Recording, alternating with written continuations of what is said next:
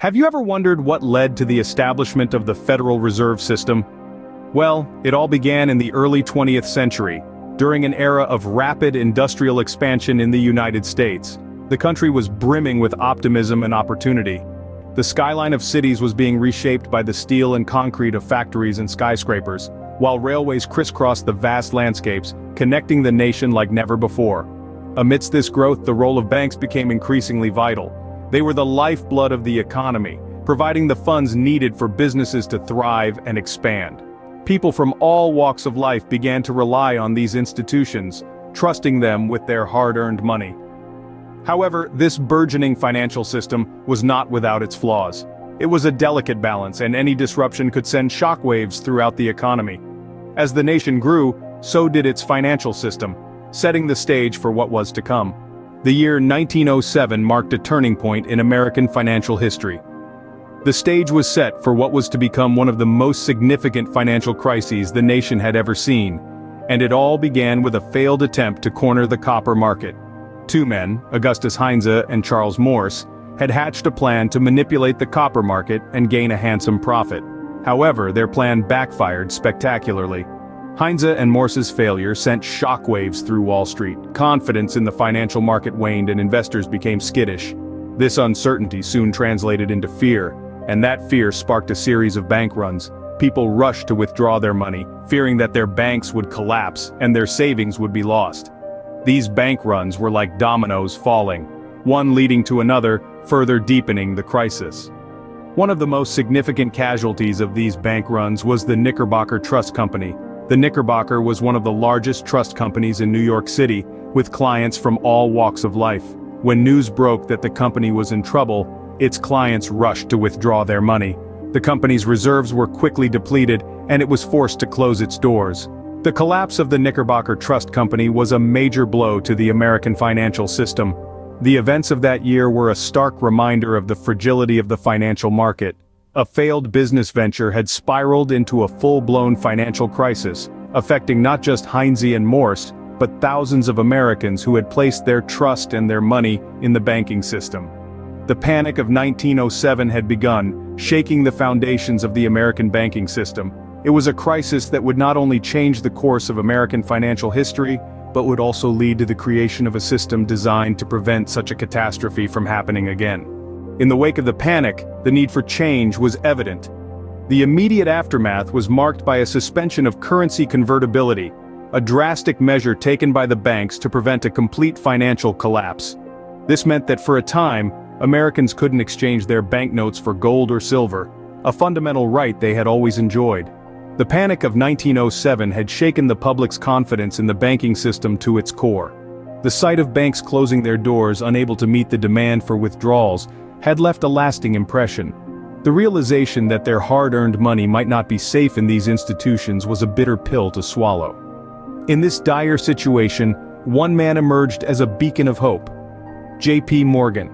The financier, already a titan of Wall Street, stepped in to provide much-needed liquidity to the market.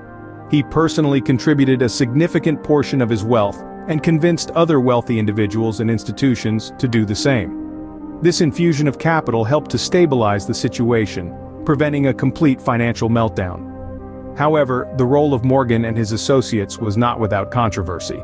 Critics argued that it was inappropriate for private individuals, no matter how well-intentioned, to have such a significant influence over the nation's financial system. The fact that the government had to rely on a group of wealthy individuals to save the economy was perceived as a glaring weakness in the system. Regardless of the controversy, Morgan's actions underscored a critical point: the need for a central institution that could manage the country's monetary policy and act as a lender of last resort in times of crisis. The Panic of 1907 had revealed a gaping hole in the American financial system, one that could not be ignored. The panic had laid bare the weaknesses in America's financial system. It had exposed the system's vulnerabilities and the lack of safeguards against financial panics. It had shown that change was not just desirable, but necessary. And it had set the stage for a call for reform that would ultimately lead to the establishment of the Federal Reserve. In response to this financial crisis, calls for reform began to echo across the nation. The Panic of 1907 had exposed the fragility of the American financial system. It highlighted the need for a more resilient structure, one that could withstand future shocks and prevent financial panics. Amid the clamor for change, one of the most significant developments was the creation of the National Monetary Commission. Established in 1908, the commission was tasked with investigating the banking and currency issues that had contributed to the panic. It was a substantial step towards understanding what had gone wrong and how to prevent a recurrence. A key figure in the National Monetary Commission was Senator Nelson Aldrich. Aldrich, a Rhode Island Republican, was a pivotal force in pushing for financial reform. He took the lead in studying the banking systems of Europe, seeking inspiration on how to improve the American system. The commission's work culminated in the Aldrich-Vreeland Act of 1908. This act addressed the lack of financial elasticity that had exacerbated the panic. It allowed national banks to issue emergency currency during times of crisis, providing a safety net for the banking system. However, the Aldrich-Vreeland Act was not without controversy. Critics argued that it did little to address the underlying issues and merely treated the symptoms. Moreover, it gave more power to the national banks, sparking fears of monopolistic control over the nation's finances. Despite the criticism, the Aldrich-Vreeland Act was a crucial stepping stone in the road to reform. It was a testament to the fact that the nation had recognized the need for change. It was an acknowledgement that the existing financial system was inadequate and a commitment to creating a more stable, secure, and resilient system for the future. The road to reform was paved, but it was a journey that would take several years to complete. It would take the lessons learned from the panic of 1907, the studies of the National Monetary Commission, and the measures introduced by the Aldrich-Vreeland Act to ultimately lead to the establishment of the Federal Reserve System. And then came 1913, a year that would change American banking forever. In the wake of the panic of 1907, it became evident that the United States needed a more stable and secure financial system. Enter the Federal Reserve System, established in that pivotal year of 1913. This wasn't just another piece of legislature, it was a revolution in the world of finance, a safeguard against the kind of economic turmoil that had caused such distress just 6 years prior. The Federal Reserve, often referred to as the Fed, was designed to serve as the nation's central banking system. Its primary function? To provide the country with a safer, more flexible, and more stable monetary and financial structure. It was to be the watchtower, the sentinel standing guard over the nation's economic health. But how exactly does the Federal Reserve achieve this monumental task? Well, it does so through a few key mechanisms. Firstly, it regulates and supervises banks to ensure they operate in a safe and sound manner, and to protect consumers' credit rights. Secondly, it conducts monetary policy by influencing the monetary and credit conditions in the economy in pursuit of maximum employment, stable prices, and moderate long-term interest rates. Lastly, it maintains the stability of the financial system and contains systemic risk that may arise in financial markets. Now, this is a lot to take in, and it's not without its complexities. But the bottom line is this. The Federal Reserve was created to prevent the kind of financial crises that had rocked the nation in the past.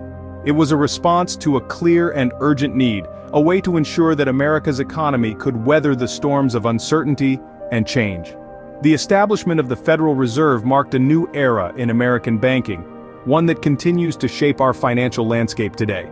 It brought about stability, security, and a reassurance that, even in the face of economic upheaval, the nation's financial system could stand firm. The panic of 1907 and the subsequent establishment of the Federal Reserve System were pivotal moments in American financial history. In the early 20th century, America was caught in the throes of a financial panic. Banks were failing. Stocks were plummeting. The economy was teetering on the brink of collapse. The panic of 1907 was a stark wake-up call, a reminder of the vulnerabilities inherent in the financial system. And in response to this chaos, the Federal Reserve System was born. The establishment of the Fed marked a new era for America's financial landscape. It brought stability, regulation, and a newfound sense of security to a system once characterized by uncertainty. The panic of 1907 was a catalyst, sparking a transformation that would forever change the way we understand and navigate the financial world. So, the next time you wonder about the origins of our modern banking system, remember the panic of 1907 and the transformation it sparked.